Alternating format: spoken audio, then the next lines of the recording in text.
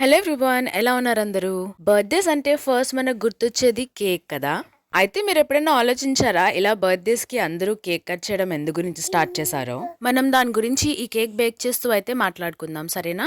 అయితే మనం first cake bake చేయడానికి ప్రాసెస్ ఏంటంటే, ఒక సీవ్ తీసుకొని అందులో నేనైతే ఇక్కడ మైదా యూజ్ చేస్తున్నాను, ఆల్ పర్పస్ ఫ్లవర్. మైదా 1 కప్ తీసుకుంటే కోకో పౌడర్ వచ్చేసి 3/4 కప్ తీసుకున్నాను. ఆ తర్వాత కాస్త బేకింగ్ పౌడర్ కూడా వేసి ఇలా జల్లెడ పట్టేసాను. జల్లెడ పట్టడం వల్ల ఏమవుతుందంటే మనకి లంప్స్ ఏం ఫామ్ అవ్వకుండా కేక్ బ్యాటర్ అంతా ఈవెన్ గా మిక్స్ అవుతుందన్నమాట. ఇవి వచ్చేసి మన కేక్ బేక్ చేస్తాం కదా, దానికి డ్రై ఇంగ్రీడియంట్స్ అన్నమాట. ఇప్పుడు వచ్చేసి వెట్ ఇంగ్రీడియంట్స్ రెడీ చేసుకుందాం. సో దానికోసం ఒక బౌల్ తీసుకొని 3 ఎగ్స్ యూజ్ చేయండి. నేను ఇక్కడ 2 చూపించాను, కానీ నేను లేటర్ ఆన్ ఇంకొక ఎగ్ అయితే యాడ్ చేశాను, కాస్త మాయిస్ట్ ఎక్కువగా ఉంటుందని చెప్పేసి. 3 ఎగ్స్ యాడ్ చేసుకున్న తర్వాత దాన్ని మనం బాగా విస్కర్ లేదా బీటర్తో అయితే బీట్ చేసుకోవాలి.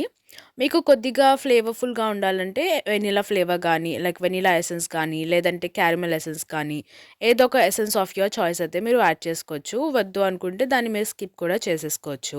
ఎగ్‌ని బీట్ చేసుకుంటూ మెల్లిమెల్లిగా షుగర్ అయితే యాడ్ చేసుకుంటూ ఉండాలి. ఇలా షుగర్ వేసి బీట్ చేసిన తర్వాత 1/4 కప్ ఆయిల్ అయితే వేసుకోవాలి, లేదా బటర్ అయినా సరే పర్వాలేదు. అంతా మిక్స్ అయ్యేలాగా ఒక 3-5 మినిట్స్ అయితే ఇలా బీట్ చేసుకోవాలి. ఆ తర్వాత మన డ్రై ఇంగ్రీడియంట్స్ ఫ్లవర్ ఉంది కదా, అదంతా వచ్చేసి ఇందులో కొద్దిగా యాడ్ చేసుకుంటూ దాన్ని కూడా బీట్ చేసుకొని థిక్ బ్యాటర్‌లా అయితే మనం ప్రిపేర్ చేసుకుంటామన్నమాట. మనకిష్టమైన వాళ్ళ గురించి ఇలా మనం సొంతంగా ఏదో ఒకటి చేసి పెడితే అది వచ్చే సాటిస్ఫాక్షన్, హ్యాపీనెస్ వేరేగా ఉంటుంది కదా! నేనేదో బేకింగ్‌లో ఎక్స్‌పర్ట్ అని అయితే మీరు అనుకోవద్దు. నా జీవితంలో ఇదే ఫస్ట్ కేక్ నేను బేక్ చేస్తుంది. ఎందుకంటే మా హస్బెండ్ బర్త్‌డే వస్తుంది. సో దాని గురించి ఇలా సర్ప్రైజ్‌గా ఇంట్లోనే కేక్ చేసి పెడదామని అయితే ఒక థాట్ వచ్చింది. ఆ థాట్ నుంచి పుట్టిందే ఈ కేక్. సో మీరు కనుక ఈ వీడియో ఎండ్ వరకు చూస్తే దీని అవుట్‌పుట్ ఏంటి, హిట్ అయిందా, ఫ్లాప్ అయిందా అని అయితే మీకు ఒక ఐడియా వస్తుంది. అండ్ ప్రాసెస్‌లోకి వస్తే మన ఎగ్ మిక్చర్ ఉంది కదా, అందులో మనం ఇందాక డ్రై ఫ్లవర్ అయితే ప్రిపేర్ చేసి పెట్టుకున్నాం కదా, దాన్ని ఇలా కొద్దిగా వేసుకుంటూ లంప్స్ లేకుండా మెల్లిమెల్లిగా కట్ అండ్ ఫోల్డ్ మెథడ్ లో అయితే మిక్స్ చేసుకుంటూ ఉండాలి. కేక్ ని మనం ఎక్కువగా మిక్స్ చేసేసినా కూడా కేక్ టెక్స్చర్ అనేది పాడైపోతుంది. సో చాలా జాగ్రత్తగా మిక్స్ చేసుకోవాలంట. మన కేక్ టెక్స్చర్ వచ్చేసి అంతా ఈ ఫోల్డింగ్ టెక్నిక్ లోనే ఉంటుంది. ఓవర్ గా మిక్స్ చేయకుండా, ఎయిర్ ఏమీ ఎక్స్ట్రా యాడ్ చేయకుండా అండ్ ఉన్న ఎయిర్ పోకుండా జాగ్రత్తగా మిక్స్ చేసుకోవాలన్నమాట. సో దీనికి కన్సిస్టెన్సీ అడ్జస్ట్ చేసుకోవడానికి నేను కాస్త రూమ్ టెంపరేచర్లో ఉన్న పాలు కూడా వేసుకున్నాను. మీరు ఇది కాచి చల్లారపెట్టిన పాలు కూడా వేయొచ్చు. మనకి ఫైనల్ టెక్స్చర్ వచ్చేసి ఇలా రిబనీ టెక్స్చర్ లా ఉండాలన్నమాట. అంత ఫ్లోయిగా కాకుండా, అంత గట్టిగా కాకుండా ఇలా రిబన్స్ వస్తున్నాయి కదా, అలా ఉంటే పర్ఫెక్ట్. ఇప్పుడు ఇలా ప్రిపేర్ చేసి పెట్టుకున్న బ్యాటర్ని మీ దగ్గర కేక్ టిన్ ఉంటే ఆ కేక్ టిన్ కి కాస్త ఆయిల్ లేదా బటర్ అప్లై చేసి దాని మీద బటర్ పేపర్ లేదంటే బేకింగ్ పేపర్ వేసి మన మిక్చర్ మొత్తంని ఇందులో ట్రాన్స్ఫర్ చేసుకుని బేక్ చేసుకుంటాం. ఒకవేళ మీ దగ్గర బేకింగ్ ట్రే కనుక లేకపోతే ఇలా నేను తీసుకున్నట్టుగా ఒక మందంగా ఉన్న ప్యాన్ లేదంటే బౌల్ అయితే తీసుకొని యూజ్ చేసుకోవచ్చు. ఒకవేళ సాస్ ప్యాన్ కనుక తీసుకుంటే దాని హ్యాండిల్ తీసేసి యూజ్ చేసుకోండి. మీకు అవెన్ ఉంటే కనుక అవెన్ లో బేక్ చేసుకోండి, లేదంటే నేను చూపిస్తున్న విధంగా ఇలా కుక్కర్ లో కూడా బేక్ చేసుకోవచ్చు. ఫస్ట్ ఒక 10-5 మినిట్స్ ఇలా కుక్కర్ అయితే లో ఫ్లేమ్ మీద పెట్టి హీట్ చేసుకోండి. ఆ తర్వాత మీ దగ్గర ఏమైనా స్టాండ్ ఉంటే ఆ స్టాండ్ ని కుక్కర్ లో పెట్టి దాని మీద మన కేక్ మిక్చర్ ని పెట్టి బేక్ చేసుకోవాలి, డైరెక్ట్ గా కాకుండా. ఇదేంటంటే స్టీమ్ కి కుక్ అవుతుంది అనమాట. కుక్కర్ లో రబ్బర్ అయితే నేను అలాగే పెట్టేశాను, కానీ విజిల్ అయితే పెట్టకూడదు. అండ్ ఇది బేక్ అయ్యే లోపు మన రిమైనింగ్ ప్రాసెస్ లోకి అయితే వెళ్ళిపోదాం. సో దానికోసం ఇంకొక బౌల్ తీసుకుని అందులో ఒక 3-4 టీ స్పూన్స్ షుగర్ వేసుకుని మన షుగర్ సిరప్ హాట్ వాటర్ వేసుకుని ప్రిపేర్ చేసుకుని పక్కన పెట్టుకోవాలి. ఈ షుగర్ సిరప్ మనం కేక్ లోకి యూజ్ చేస్తాం. ఆ తర్వాత ఇప్పుడు నేను చాక్లెట్ క్రీమ్ అయితే ప్రిపేర్ చేస్తున్నాను. దానికి డబుల్ బాయిలర్ మెథడ్ లో మనం చాక్లెట్ ని అయితే మెల్ట్ చేసుకోవాలి. దానికోసం ఒక బౌల్ తీసుకుని అందులో హాట్ వాటర్ వేసుకుని ఇంకొక చిన్న బౌల్ పెట్టి అందులో మనం కట్ చేసుకున్న చాక్లెట్ పీసెస్ అయితే వేసుకుని మెల్ట్ చేసుకోవాలి. నేను ఇక్కడ 50% డార్క్ చాక్లెట్ అయితే యూజ్ చేస్తున్నాను. ఇది మెల్ట్ అయ్యే లోపు మనం క్రీమ్ అయితే ప్రిపేర్ చేసుకుందాం. సో దాని గురించి ఒక బౌల్లో మన ఫ్రెష్ క్రీమ్ లేదంటే విపింగ్ క్రీమ్ అయితే వేసుకోవాలి. తర్వాత ఇందులో క్యాస్టర్ షుగర్ కూడా యాడ్ చేసుకొని ఒక టీ స్పూన్ కాఫీ పౌడర్ కూడా యాడ్ చేస్తున్నాను. ఎందుకంటే మనం చాక్లెట్ కేక్ కదా చేసేది, సో దానికి కాఫీ వేస్తే ఏమవుతుందంటే ఫ్లేవర్ అనేది ఎన్హాన్స్ అవుతుంది అనమాట. అంతా వేసుకున్న తర్వాత బాగా థిక్ పీక్స్ వచ్చే వరకు మనం దీన్ని బీట్ చేసుకోవాలి.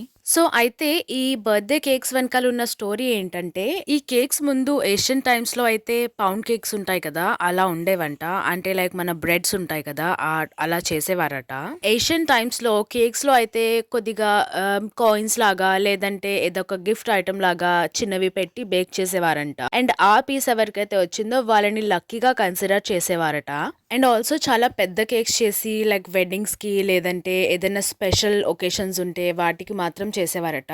ఆ తర్వాత మెల్లిమెల్లిగా బర్త్‌డేస్‌కి కూడా చేయడం స్టార్ట్ చేశారట. సో, నాకు తెలిసిన కేక్ వెనకాల ఉన్న స్టోరీ అయితే ఇది. మీకు వేరే రీజన్స్ ఏమైనా తెలిస్తే నాకు కామెంట్స్‌లో చెప్పండి. అండ్ మన కేక్ బేకింగ్‌కొచ్చేస్తే ఇలా విప్పింగ్ క్రీమ్‌ని థిక్ పీక్స్ వచ్చేంత వరకు విప్ చేసుకొని, అందులో మనం ముందుగా మెల్ట్ చేసి పెట్టుకున్న చాక్లెట్ మొత్తం అంతా వేసి, ఇంకొకసారి మొత్తం అంతా మిక్స్ అయ్యేలాగా మిక్స్ చేసుకోవాలి. ఇప్పుడు మన చాక్లెట్ గనాష్ ప్రిపేర్ చేసుకోవడానికి ఇంకాస్త డార్క్ చాక్లెట్ వేసి, అందులో బాయిల్ చేసుకున్న మిల్క్ లేదంటే క్రీమ్ వేసుకొని మొత్తం అంతా బాగా మెల్ట్ అయ్యేలాగా కలుపుకోవాలి. ఈ లోపు మన కేక్ అయితే రెడీ అయిపోయింది. సో అది మొత్తం అంతా రెడీ అయిందా లేదా అని ఎలా తెలుస్తుందంటే, ఒక టూత్ పిక్ లేదంటే ఏదైనా షార్ప్ ఆబ్జెక్ట్ మనం అందులో గుచ్చి తీస్తే అది క్లీన్ గా బయటికి రావాలన్నమాట. బ్యాటర్ ఏం అంటుకోకుండా. అప్పుడే అది మొత్తం అంతా కుక్ అయిందని అర్థం. నేనైతే దీన్ని లో టు మీడియం ఫ్లేమ్ మీద ఒక 40 మినిట్స్ టు 1 అవర్ వరకు స్లో బేక్ అయితే చేసుకున్నాను. ఎంత సాఫ్ట్ గా వచ్చిందో చూడండి కేక్ ని కాస్త చల్లారిన తర్వాత ఇలా మనం ఫ్లిప్ చేసుకుని బయటకు తీసుకొని మనం ముందుగా పెట్టిన బటర్ పేపర్ అయితే తీసేసుకోవాలి. ఇప్పుడు నేను దీన్ని 2 ఈక్వల్ హాఫ్స్ గా అయితే కట్ చేసుకుంటున్నాను. పైన లేయర్ కాస్త కట్ చేసేసాను, అది ఒత్తుగా ఉందని చెప్పేసి. ఇలా కట్ చేసుకున్న కేక్ ని మనం ముందుగా ప్రిపేర్ చేసి పెట్టుకున్న షుగర్ సిరప్ వేసి కొద్ది కొద్దిగా మాయిస్ట్ చేసుకోవాలి. సిరప్ మరి ఎక్కువగా కూడా వేసేసుకోవద్దు, అలానే తక్కువ కూడా కాకుండా జాగ్రత్తగా వేసుకోవాలి. మనం కట్ చేసుకున్న 2 పీసెస్ మీద కూడా ఈవెన్ గా వేసుకోవాలన్నమాట. ఆ తర్వాత ఇప్పుడు మనం ముందుగా ప్రిపేర్ చేసి పెట్టుకున్న క్రీమ్ ఉంది కదా, చాక్లెట్ క్రీమ్, దాన్ని మాయిస్ట్ చేసి పెట్టిన కేక్స్ మీద అయితే ఈవెన్ గా స్ప్రెడ్ చేసుకున్నాను. నా దగ్గర కేక్ బేకింగ్ టూల్స్ అయితే ఏం లేవు, ఉన్న వాటితోనే జాగ్రత్తగా అయితే ప్రిపేర్ చేశాను. ఇక్కడ వరకు అవుట్పుట్ బాగానే వచ్చింది, కానీ ఇంకా ప్రెజెంటేషన్కి వచ్చిన తిప్పలు చూడండి, అన్నీ కావు. ఆ ఫైనల్ అవుట్పుట్ రావడానికి ఎన్ని 12 ఎర్రర్స్ వేసానో నాకే తెలుసు. చాక్లెట్ సాస్ తో ఏదేదో చేసేద్దాం అనుకున్నాను, కానీ అది ఏమీ అవ్వలేదు. దాన్ని కవర్ చేయడానికి ముందుగా ప్రిపేర్ చేసుకుని పెట్టుకున్న చాక్లెట్ గనాష్ అయితే వేసి స్ప్రెడ్ చేసుకున్నాను. యాక్చువల్లీ నేనైతే చాక్లెట్ డ్రిప్పింగ్ ప్యాటర్న్ లో అయితే డెకరేట్ చేద్దాం అని అనుకున్నాను, బట్ అది సాస్ తో నాకు కుదరలేదు. మేబీ నేను ఇంకా చాక్లెట్ ని హీట్ చేసి పైపింగ్ బ్యాగ్ లో కానీ పెట్టి యూస్ చేస్తే మంచిగా వచ్చేదేమో. But I didn't have the piping bags, అందుకని అలా ట్రై చేశాను, బట్ అది వర్క్ అవ్వలేదు. మొత్తానికి ఏదోలా మేనేజ్ చేసి చాక్లెట్ టాపింగ్ అయితే ఇచ్చాను. దాని తర్వాత ఇలా ఫ్లవర్స్ అయితే మనకి రెడీమేడ్ క్రీమ్ ఉంటుంది కదా, దాంతో ట్రై చేశాను. బట్ అది కాసేపు అయ్యాక అది కూడా కరిగిపోవడం స్టార్ట్ అయిందనమాట. చూడ్డానికి అయితే లుక్ చాలా బాగా నచ్చింది. అండ్ సైడ్స్కి వచ్చేసి ఇలా చాక్లెట్ చిప్స్తో డెకరేట్ చేసుకున్నాను. పైన ఏమో స్ప్రింకిల్స్ ఉంటాయి కదా, అవి వేసాను.